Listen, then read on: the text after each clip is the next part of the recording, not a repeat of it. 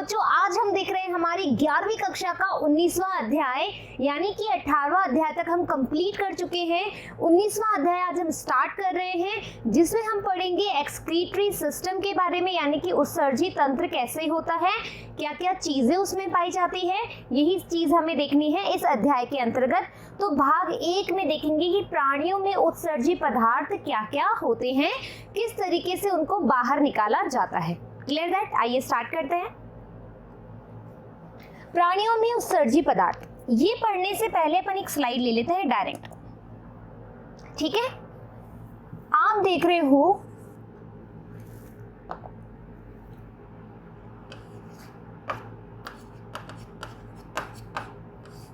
उत्सर्जी पदार्थ, ठीक है। उत्सर्जी पदार्थ क्या होते हैं? तो बच्चों जो भी हमारे अनावश्यक पदार्थ, ठीक है, अनावश्यक पदार्थ या फिर जो कि हमें यूज नहीं आ रहे, हमारी बॉडी को जिसकी रिक्वायरमेंट नहीं है, वो हम बॉडी से बाहर निकाल देते हैं, उसको हम कहते हैं उत्सर्जी पदार्थ, ठीक है। तो हम क्या कह सकते हैं? Waste product, waste product, waste product, product नहीं होता, प्रोडक्ट होता है,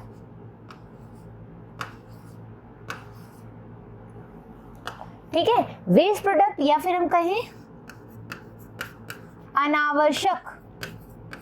अनावश्यक पदार्थ ही हमारे क्या कहलाएंगे? उत्सर्जी पदार्थ कहलाएंगे। ये अनावश्यक पदार्थ क्या क्या हो सकते हैं? तो बच्चों पहले तो हमारे ये बात आनी चाहिए दिमाग में कि ये अनावश्यक पदार्थ कैसे डिसाइड होता है ना? अनावश्यक पदार्थ कैसे डिसाइड होता है? कौन कौन से अनावश्यक पदार्थ हमारी बॉडी में होते हैं जो एक्सक्रीटरी सिस्टम के द्वारा या उत्सर्जी तंत्र के द्वारा बाहर निकाले जाते हैं। तो बच्चों आपको पता है हमारी बॉडी में बहुत सारी जो है रिएक्शंस चलती है। रिएक्शंस कैसी होती है? केमिकल रिएक्शन होती है। तो जितनी भी है ना, जितनी भी केमिकल रिएक्शंस हमारी बॉडी में होती है, जितनी भी रसायन प्रक्रियाएं हमारे शरीर के अंदर चलती रहती हैं, उन्हीं को हम क्या कहते हैं? उपापचयी क्रियाएं कहते हैं, ठीक है। क्या कहते हैं?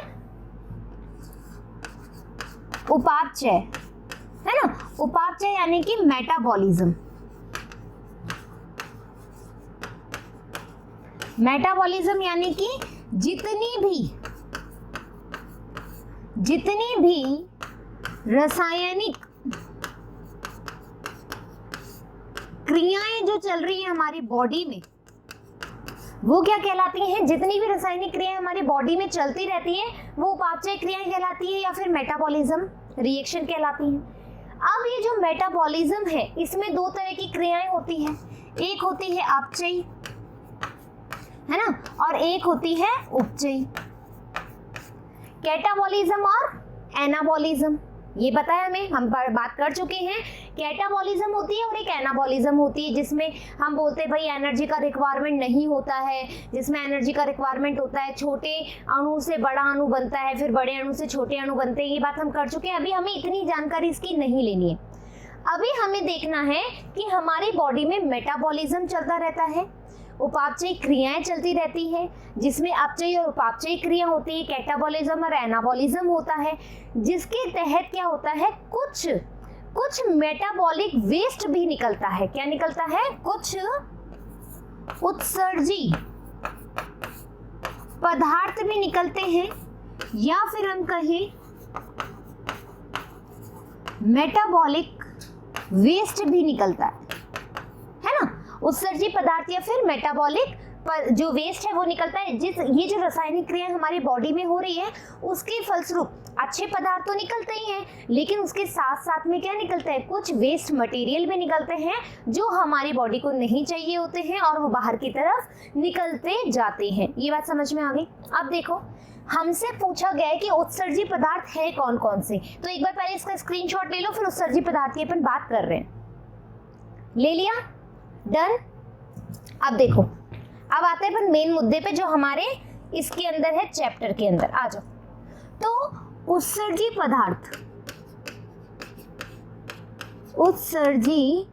पदार्थ जो होते हैं वो बेसिकली 3 तरीके होते हैं। एक होता है अमोनिया, ठीक है, क्या होता है अमोनिया।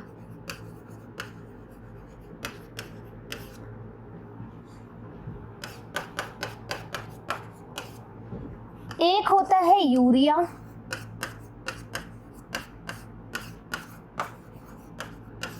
और एक होता है यूरिक एसिड, यूरिक अम्ल या फिर यूरिक एसिड। ये 3 जो हैं हमारी बॉडी में, या हम कहें कि जो जीव हैं उनको इन उत्सर्जी तत्वों के आधार पर बांटा गया है, ठीक है, कि कौन से जीव जो हैं वो अमोनोटैलिक हैं, कौन से जीव हैं जो यूरियोटैलिक है, कौन से जीव हैं जो यूरिकोटैलिक है, ठीक है। ये वर्ड्स आपकी एनसीईआरटी में दिया हुआ है, इसीलिए मैं प्रोनाउंस कर रही हूँ कि आपको पता होना चाहिए अमोनोटैलिक क्या है, यूरियोटैलिक क्या है और यूरिकोटैलिक क्या है। इसके अलावा आपको पता है कि जब हमारी बॉडी में ग्लूकोज होता है, ठीक है, ग्लूकोज के साथ O2 बनता है तो हमारे पास ATP तो बनता ही है, साथ में एक CO2 भी बनता है। CO2 निकलता है, हम सांस लेते हैं तो ऑक्सीजन बनता है ना, और CO2 बाहर निकलता है, ये तो सभी को पता है, तो CO2 भी क्या है, एक तरह का वेस्ट प्रोडक्ट है, ठीक है, एक तरह का क्या है, उत्सर्जी पदार्थ। फाइन, उत्सर्जी पदार्थ तभी अपन बाहर निकालते हैं CO2 को। अब क्या होगा जब ये CO2 वेस्ट प्रोडक्ट है, या हम कहें कि अनावश्यक पदार्थ है जो हमें नहीं चाहिए, इसके अलावा हमारे पास एक और होता है,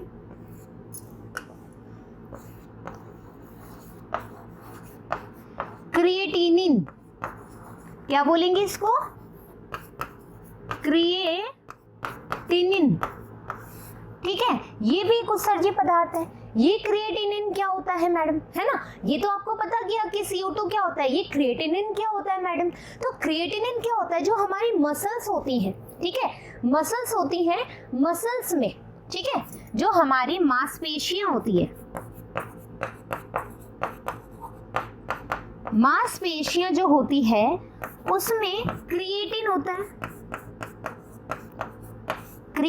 है, ठीक है। इस क्रिएटिन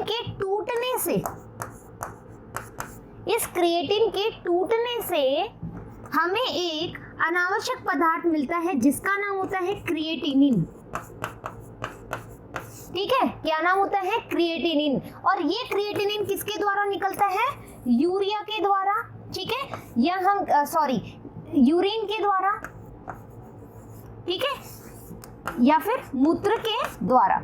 आई बात समझ में कि मांसपेशियों में क्रिएटिन होता है, क्रिएटिन के टूटने से वेस्ट प्रोडक्ट निकलता है जिसका नाम होता है क्रिएटिनिन, और क्रिएटिनिन जो होता है वो यूरिन के जरिए बाहर निकलता है या मूत्र के द्वारा बाहर निकलता है। आई बात समझ में आई। तो ये उत्सर्जी पदार्थ है, और इसके अलावा हमने बोला कि ये भी हमारे उत्सर्जी पदार्थ है, और इसी आधार पे हम जीवों को वर्गीकृत कर रहे हैं। एक बार स्क्रीनशॉट ले लीजिए फटाफट।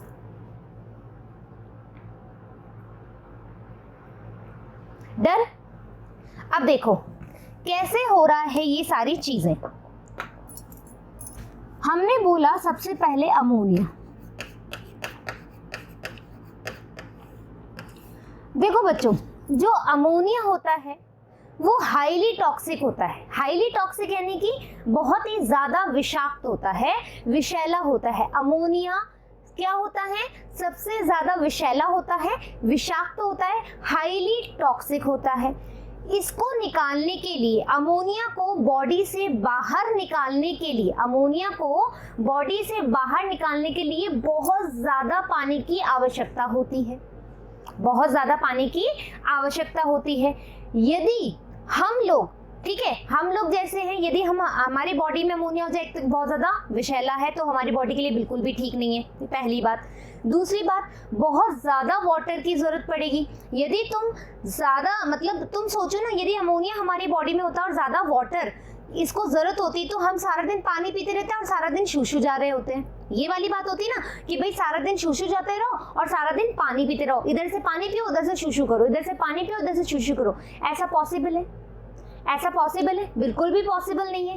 तो हम अमोनियोटैलिक नहीं हो सकते, हम अमोनोटैलिक बिल्कुल नहीं हो सकते, हम अमोनिया उत्सर्जी नहीं हो सकते। ठीक है, अब क्वेश्चन क्या आएगा तुम्हारा कि मैम अमोनिया उत्सर्जी कौन होगा? तो बच्चों जो अमोनिया उत्सर्जी है या अमोनोटैलिक है वो एनिमल हो सकते हैं जो सारा दिन वाटर में रहे। क्या रहे? जो सारा दिन वाटर में रहे। अब वाटर में कौन रहता है? फिश रहती है। Clear that? वाटर में कौन रहता है? फिश रहती है। तो मैं बोल सकती हूँ अमोनोटैलिक कौन होगा? फिश होगी। एग्जाम्पल समझ में आ गया? तो हमने बोला ये अधिक विषाक्त होता है, अधिक विषाक्त है, ये है ना, अधिक विषाक्त है। फिर हम बोल रहे हैं ये जो अमोनिया है ना, जो जीव या जो एनिमल है ना, जीव जो अमोनिया का उत्सर्जन करते हैं वो क्या कहलाते हैं? अमोनिया उत्सर्जी। ठीक है, इंग्लिश में क्या बोलते हैं? अमोनोटैलिक। अमोनोटैलिक याद होना चाहिए तुम्हें नाम। ठीक है, जो जीव अमोनिया को एज अ वेस्ट प्रोडक्ट निकाले, जो जीव अमोनिया को एज ए अनावश्यक पदार्थ या उत्सर्जी पदार्थ के रूप में निकाले, वो जीव अमोनिया उत्सर्जी कहलाते हैं। इंग्लिश में बोलते हैं अमोनोटैलिक। बोलो अमोनोटैलिक, अमोनोटैलिक। Clear that? उदाहरण क्या रहेगा इसका? उदाहरण जो विशेषकर जलधारी हो। ठीक है, जलचर हो या जलधारी हो। एग्जाम्पल फिश या फिर मछली। आई बात समझ में? यहां तक कोई दिक्कत है? अब देखो दूसरी बात, दूसरा हमने बोला यूरिया, दूसरा हमने बोला यूरिया। तो बच्चों हम जो हैं, हम ह्यूमन जो हैं वो यूरिया को बाहर निकालने में मदद करते हैं या यूरिया को बाहर निकालते हैं एज अ उत्सर्जी पदार्थ या उत्सर्जी पदार्थ के रूप में हम यूरिया का निष्कासन करते हैं। तो हम लोग कौन से प्राणी होंगे? यूरियो नहीं आएगा यहाँ पे क्योंकि इंग्लिश वर्ड नहीं है। आहा, फिर लगा दिया, देखा? यूरिया उत्सर्जी है ना, जो जीव यूरिया को अनावश्यक पदार्थ के रूप में या उत्सर्जी पदार्थ के रूप में शरीर से निष्कासित करते हैं वो कहलाते हैं यूरिया उत्सर्जी। ठीक है, उदाहरण कौन होगा इसका? इसका उदाहरण होंगे मनुष्य, इसके उदाहरण होंगे मनुष्य। अब देखो बच्चों, एक बार स्क्रीनशॉट मत लो क्योंकि अभी मैं कुछ चीज समझा रही हूँ, फिर ले लेना।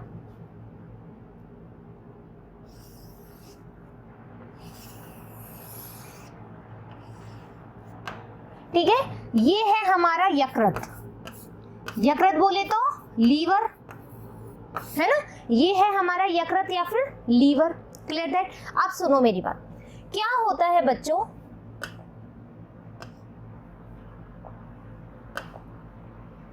कलर चेंज करो, एक मिनट रुको।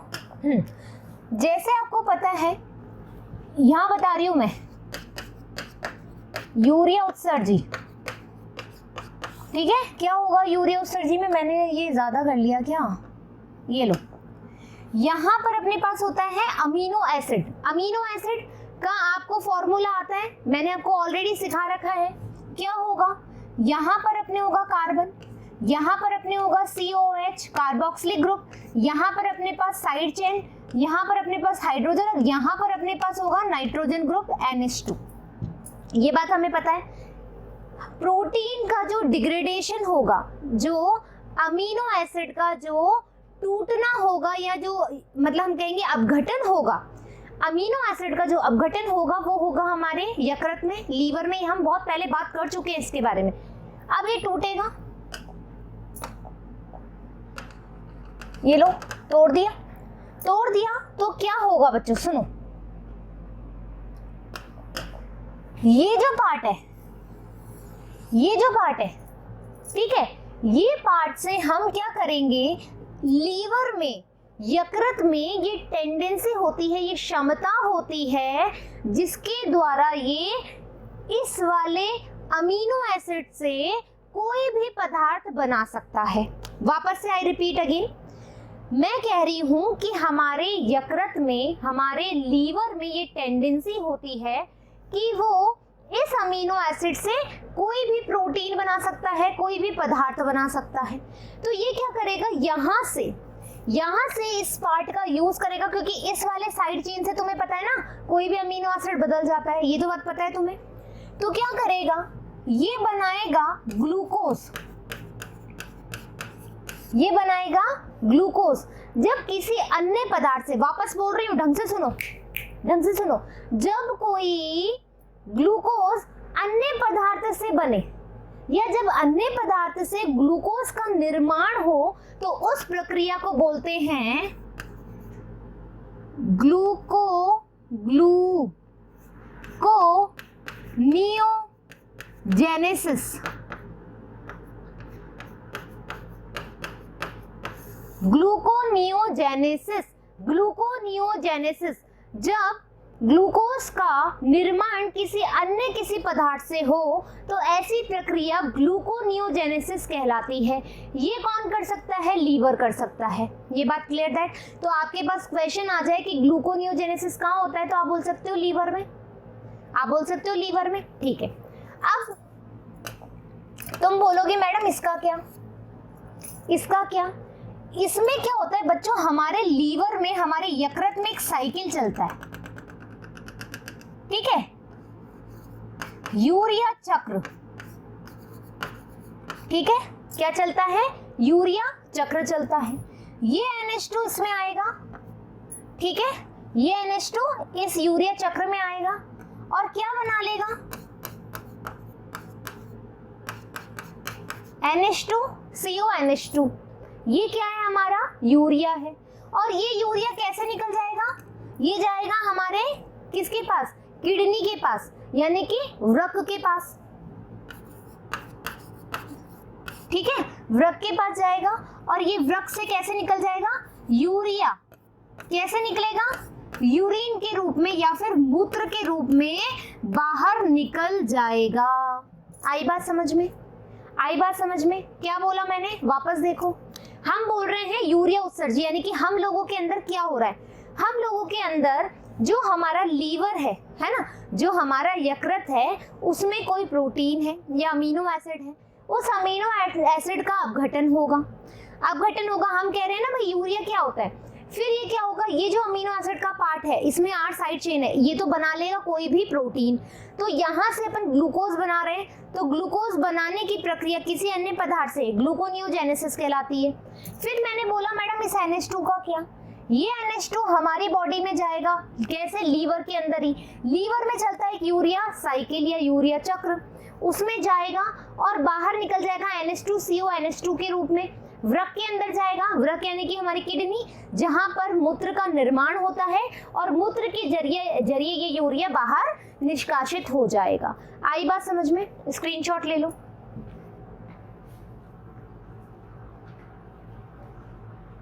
स्क्रीनशॉट ले लो फटाफट। Done, clear that. अब देखो आ गई बात, यूरिया उत्सर्जी में मनुष्य कैसे आए। अब तीसरी बात देखो, तीसरा हम बोल रहे हैं यूरिक अम्ल। यूरिक अम्ल, जो यूरिक अम्ल, इसमें देखो यूरिया वाले में कम पानी की आवश्यकता होती है,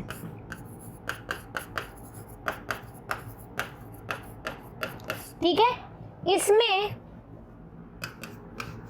अत्यधिक पानी की आवश्यकता,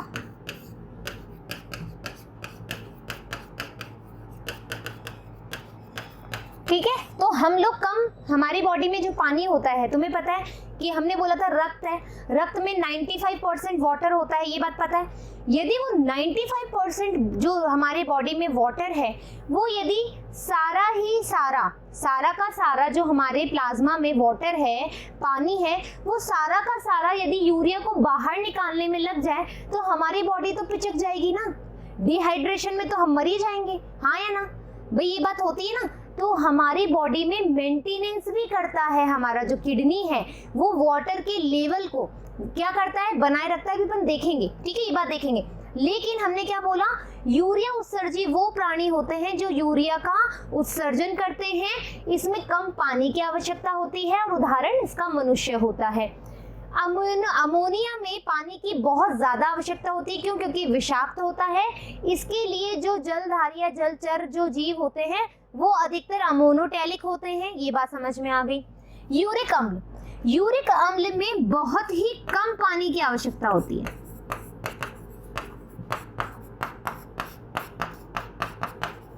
ठीक है, इसके उत्सर्जन में या उसके निष्कासन में, ठीक है, बहुत ही कम पानी की आवश्यकता होगी। फिर ये बोल रहा है जो यूरिक अम्ल का निष्कासन करे वो यूरिक अम्ल उत्सर्जी कहलाएंगे। फिर ये बोल रहा है इसके उदाहरण क्या होंगे, तो उदाहरण तुम देखोगे तो बच्चों पक्षी और हमारे सरीसृप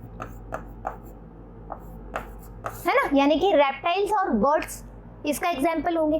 अब देखो क्या होता है, तुम्हें कैसे पता लगेगा कि यूरिक अम्ल क्या होता है।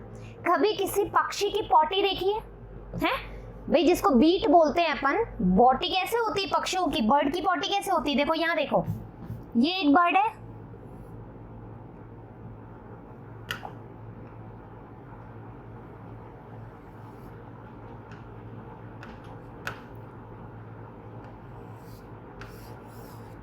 ठीक है, ये एक बर्ड है, इसने पॉटी करी, ये लो पॉटी कर ली, ठीक है।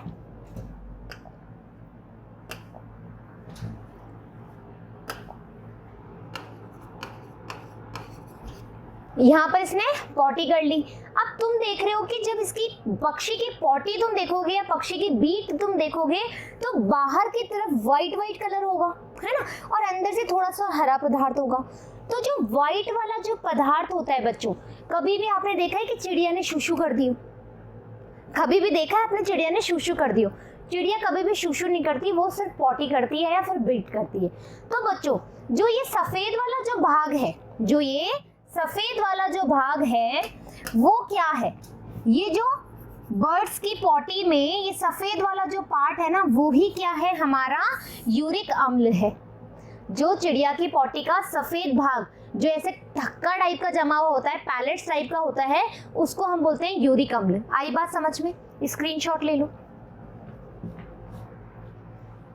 डन, स्क्रीनशॉट ले लिया। अब देखो अपन ने क्या किया, अब तुम्हारी हम पढ़ेंगे बुक में क्या लिखा हुआ है। प्राणियों में उत्सर्जी पदार्थ, ठीक है।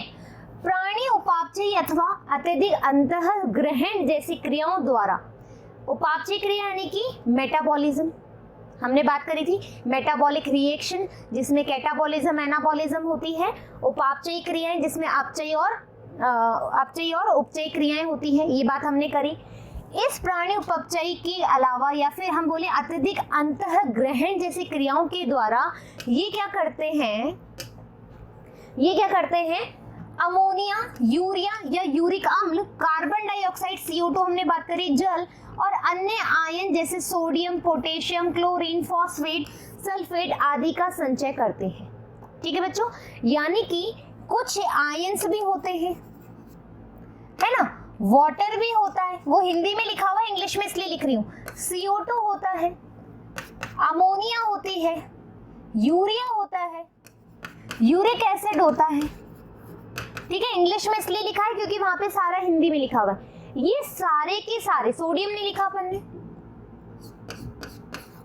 ठीक है, सोडियम होता है, पोटेशियम होता है, क्लोरीन होता है, फॉस्फेट होता है। ठीक है, ये जो जितने भी हैं PO4 माइनस, ठीक है, सल्फेट होता है, SA4 होता है, ये जितने भी हैं ये हमारे बॉडी के वेस्ट प्रोडक्ट हैं। ये क्या है, हमारी बॉडी की यानी कि जो भी जीव हैं उनकी बॉडी का वेस्ट प्रोडक्ट होता है, क्योंकि ये संचय होता है। प्राणियों द्वारा इन पदार्थों का पूर्णतः या आंशिक रूप से निष्कासन आवश्यक होता है। क्या है, प्राणियों में इन जितने भी ये संग्रहित पदार्थ है उनका निष्कासन बहुत ज्यादा आवश्यक होता है। प्राणियों द्वारा उत्सर्जित होने वाले नाइट्रोजनी अवशिष्टों में जो हमने पढ़ा, इधर आ जाओ, ये जो उत्सर्जित पदार्थ है ये कौन से हैं, नाइट्रोजनी उत्सर्जित पदार्थ है बच्चों, ठीक है, नाइट्रोजनी उत्सर्जित पदार्थ है।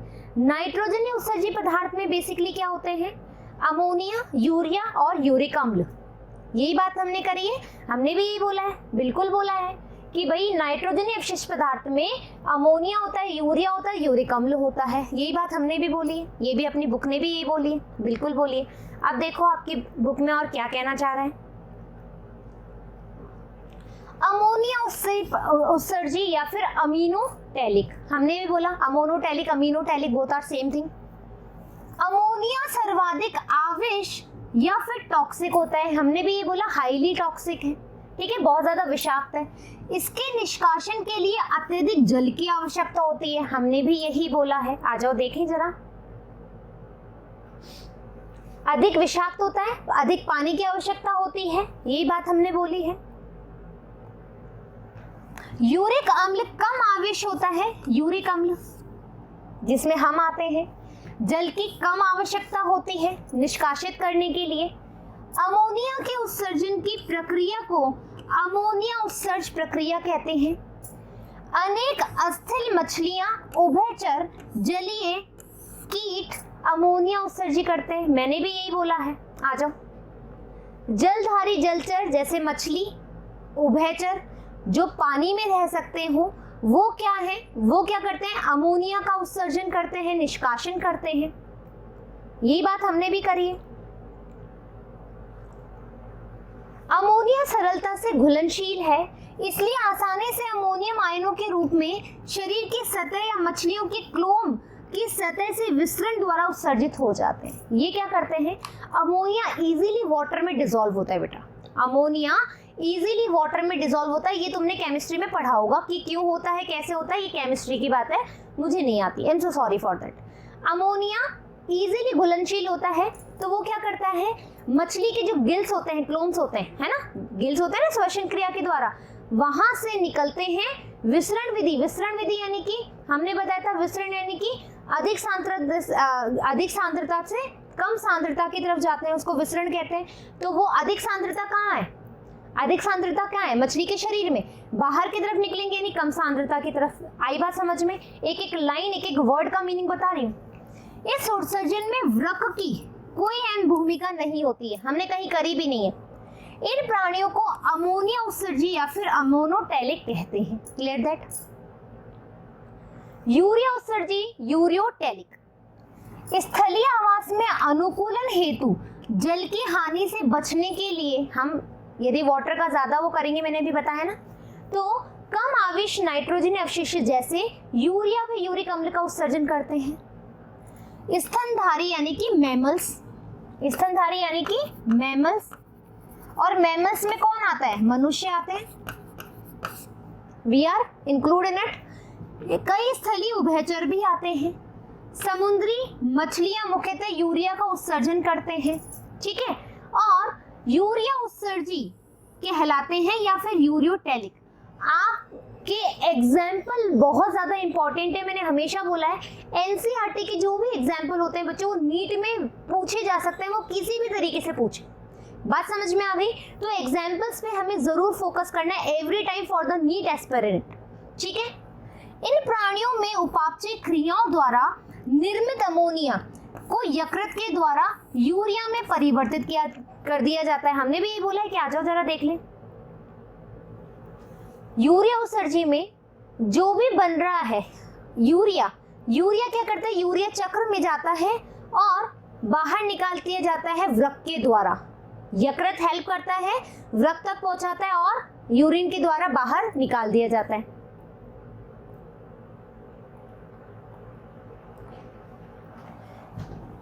परिवर्तन कर रक्त में मुक्त कर दिया जाता है, जिसे वृक्कों के द्वारा निस्संदन के पश्चात उत्सर्जित कर दिया जाता है। अभी अपन देखते हैं ये भी क्या हो रहा है। कुछ प्राणियों में वृक्कों की आधात्री मैट्रिक्स में आपेक्षिक परासरणता को बनाए रखने के लिए यूरिया की कुछ मात्रा रह जाती है।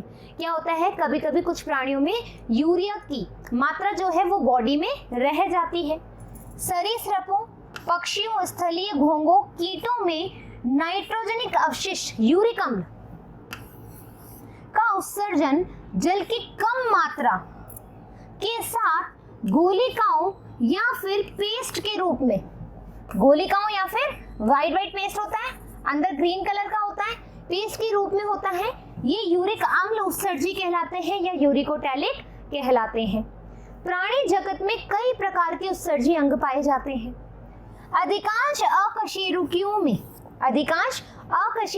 में यह संरचना सरल व नलिकाकार के रूप में होती है, लेकिन कशेरुकियों में ये जटिल होते हैं, जिन्हें हम क्या कहते हैं, वृक्क कहते हैं, किडनी कहते हैं। उत्सर्जन तंत्र में क्या होता है, किडनी बहुत महत्वपूर्ण पार्ट होती है। महत्वपूर्ण पार्ट इसलिए क्यों, अभी अपन देखेंगे नेक्स्ट पार्ट में कि किडनी कितनी इंपॉर्टेंट है हमारी बॉडी के लिए, जिससे हम क्या कर सकते हैं, चीज़ों को जो हमारी बॉडी के लिए इंपॉर्टेंट नहीं है उसको बाहर कैसे निकाल सकते हैं, ये देखेंगे अपन नेक्स्ट पार्ट में। इन संरचनाओं को प्रमुख रूप दिए गए हैं आदि वृक्क, फोटोनोनेफ्रिडिया या फिर ज्वाला कोशिकाएं, प्लेटीहेल्मिन्थीज में चपटे कृमि जैसे प्लेनेरिया, रोटिफर में कुछ एनालिड, सिफेलोकॉर्डेट में एम्फीऑक्सिस आदि में उत्सर्जी संरचना के रूप में ये पाए जाते हैं। आपसे पूछा जा सकता है आपके नीट में, आदि वृक्क प्राथमिक रूप से आयनों व द्रव के आयतन व नियमन के लिए परासरणी नियमन से संबंधित होते हैं, यानी कि क्या करते हैं, परासरण करते हैं। केंचुए व अन्य एनालिड में नलिकाकार उत्सर्जी अंग जो है वो वृक्क के, मतलब यहाँ वृक्क कैसे पाए जा रहे हैं, नलिकाकार रूप में, किसमें, केंचुए में और कुछ अन्य एनालिड्स में। वृक्क नाइट्रोजनी अवशिष्टों को उत्सर्जित करने के लिए द्रव तथा आयनों का संतुलन बनाए रखने में सहायता करते हैं। ये क्या करते हैं, जो आपकी वृक्क है, आपकी जो किडनी का कार्य है, ये मैंने आपको बताया था, किडनी ना हो, वृक्क ना हो तो क्या होगा, आपकी बॉडी में आयंस निकल जाएंगे जो आपकी बॉडी के लिए बहुत इंपॉर्टेंट है। ठीक है, यूरिया के द्वारा, रक्त के द्वारा वो बाहर निकल जाएंगे। ठीक है, इसके अलावा तिलचट्टों में, कॉकरोच सहित अधिकांश कीटों में उत्सर्जी अंग के रूप में मेलपीगी नलिकाएं पाई जाती है, जो अपन पढ़ चुके हैं कॉकरोच के अंदर। मेलपीगी नलिकाएं नाइट्रोजनी अवशिष्टों के उत्सर्जन के लिए और परासरणी नियमन के लिए मदद करती है। झींगा, प्रॉन और कैस्टिशियाई प्राणियों में श्रृंगिक ग्रंथियां, जो श्रृंगिक ग्रंथियां होती है, श्रृंगिकाएं होती हैं, उसमें और हरित ग्रंथियां उत्सर्जन का कार्य करती है। तो बच्चों इस वाले पार्ट में जो देखो मुख्य समझने वाली बात क्या थी कि हमारी बॉडी में उत्सर्जी पदार्थ कैसे हैं। ठीक है, कौन कौन से उत्सर्जी पदार्थ के आधार पर जीवों को वर्गीकृत किया गया है, किस तरीके से उसका निष्कासन होता है। हमें पढ़ना है सिर्फ वृक्क के बारे में कि वृक्क क्या होता है। मैं नेक्स्ट पार्ट में आपको बहुत ज़्यादा डिटेल में पढ़ाने वाली हूँ। इस पार्ट में जो जो एग्जाम्पल दे रखे हैं वो बस आप याद रखिएगा कि उभयचर कहाँ आ रहा है, सरीसृप कहाँ आ रहा है, पक्षियों में क्या हो रहा है ना। इसके अलावा वृक्क किस किस में पाया जा रहा है, नलिकाकार रूप में कौन सा वृक्क पाया जा रहा है, किस में पाया जा रहा है। Clear that. इस तरीके से अपना ये वाला जो फर्स्ट पार्ट है 19th चैप्टर का वो हो गया है फिनिश। अब मिलेंगे सेकेंड पार्ट में। बच्चों ये एक इंट्रोडक्शन था, ये एक प्रस्तावना वाला चैप्टर था, पार्ट था। सेकेंड पार्ट जो आएगा वो आएगा थोड़ा सा कॉम्प्लिकेटेड। मैं आपको डरा नहीं रही हूँ, आपके माइंड को सेट करने के लिए कह रही हूँ कि जो सेकेंड पार्ट है वो ही मेन मुद्दा है। सो प्लीज प्लीज प्लीज उसको पढ़ने से पहले अपने दिमाग को अच्छे से शांत रखिएगा ताकि चीजें समझ में आए। यदि आपको चीजें समझ में नहीं आई तो आपको नहीं आ पाएगा ये चैप्टर। और बच्चों ये जो चैप्टर है नीट बच्चों के लिए 8 नंबर देता है। ये 2 क्वेश्चन इस वाले चैप्टर में से नीट में आते ही आते हैं। 8 नंबर का पोटेंशियल है इस चैप्टर में, तो इसको अच्छे से समझ लीजिएगा।